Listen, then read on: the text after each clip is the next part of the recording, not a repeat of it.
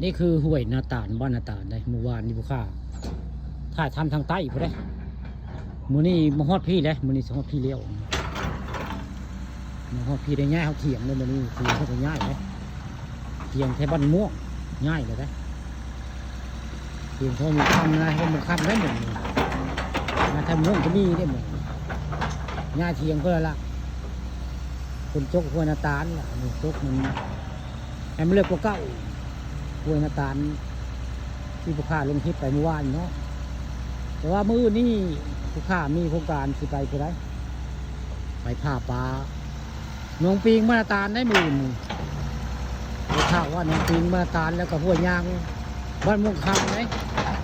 มีการผ่าปลามื้อนี้เนี่ยผู้ค้าจะไปหนองปิงของเราแต่ผู้ค้าจะไปผู้นองได้ปลาทองคำที่ไปถ่ายทำผู้นองอยู่นี่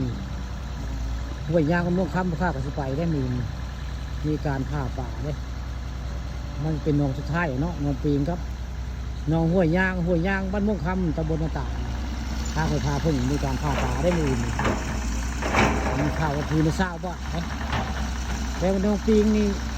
บริสีของพี่หนองปีงแต่เก่าได้ปีนี้ยักษ์ปีนี้มือหูแต่บ้านม่วงคำนี่มีการเสียได้พื้นละเศร้าบ้าน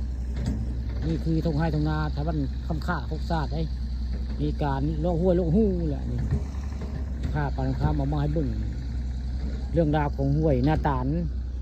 ปลาคำข้าโคกซาดครับและข้าเจ้ายังจกอยู่ยังบริยากเลย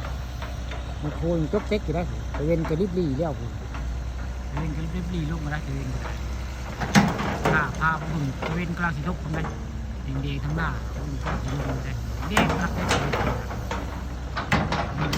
ให้ทำนาของพระของข้าของศาสตร์ห้วยนาตาลนอกห้วยนาตาลครับข้าปันเขามาวันนี้เรื่องนี้เจอกันอยู่ห้วยน้องปีนครับห้วยยากมันมุ่งคาบเด้อมือไปเห็นคลิปข้ากัน